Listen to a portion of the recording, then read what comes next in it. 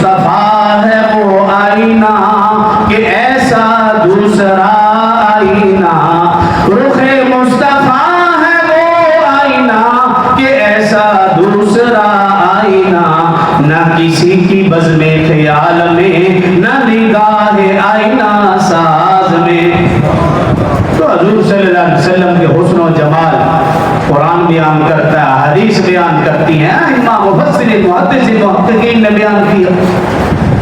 رخ مصطفیٰ ہے وہ آئینہ کہ ایسا دوسرا آئینہ، رخ مصطفیٰ ہے وہ آئینہ کہ ایسا دوسرا آئینہ، نہ کسی کی بزم خیال میں نہ نگاہ آئینہ ساز میں۔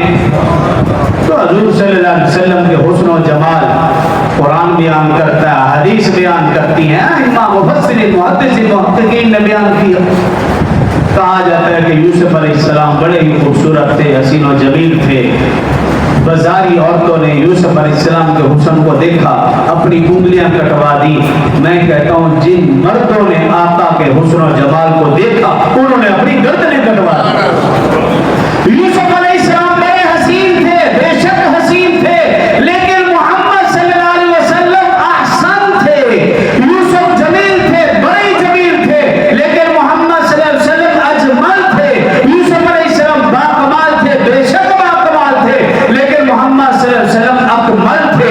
یوسف علیہ السلام فاضل تھے، محمد صلی اللہ علیہ وسلم افضل تھے۔ یوسف علیہ السلام نبی تھے، محمد صلی اللہ علیہ وسلم نبی الانبیاء تھے۔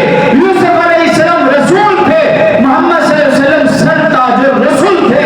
اور یوسف علیہ السلام کو تخت پہ بیٹھنا نصیب ہوا، محمد صلی اللہ علیہ وسلم کو براق پہ بیٹھنا